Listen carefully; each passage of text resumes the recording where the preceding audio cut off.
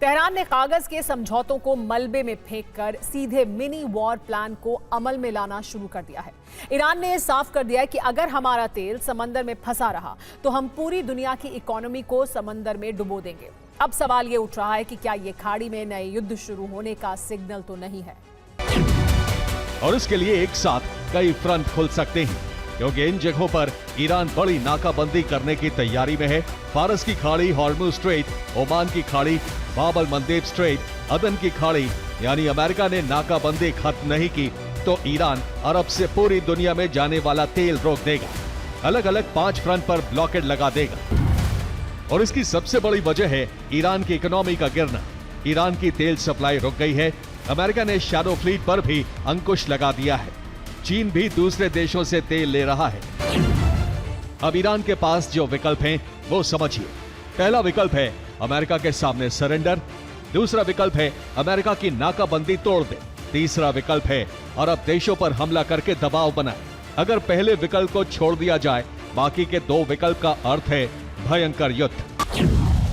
Hormuz का भविष्य सिर्फ ईरान और ओमान तय कर सकते हैं। किसी तीसरे देश की मध्यस्थता की गुंजाइश नहीं है। हॉर्मुज स्ट्रेट 3 देशों की समुद्री सीमा में है, जिसमें उत्तर में ईरान, दक्षिण में ओमान, जबकि दक्षिण पश्चिम में यूएई लगता है। लेकिन जिस उथले हिस्से से जहाज गुजरते हैं वो 3-3 किलोमीटर की शिपिंग लेन और 3 किलोमीटर का बफर जोन ईरान और ओमान की समुद्री सीमा में आता है। ईरान का मिशन 300 कभी भी आरंभ हो सकता है, जिसके तहत वो अरब देशों के अलावा इजराइल तक प्रहार कर सकता है। इसके लिए उसके पास 2000 किलोमीटर की रेंज वाली मिसाइलें हैं। खुर्रम शहर बैलिस्टिक मिसाइल की रेंज 2000 किलोमीटर से ज्यादा है, जबकि दूसरी खतरनाक मिसाइल सेजिल की रेंज भी 1800 किलोमीटर है, जो इजराइल तक मार कर सकती है। इसके आगे फतेह एक हाइपरसोनिक मिसाइल है, जो बेहद तेज गति से अरब से लेकर इजराइल तक कोहराम मचा सकती है।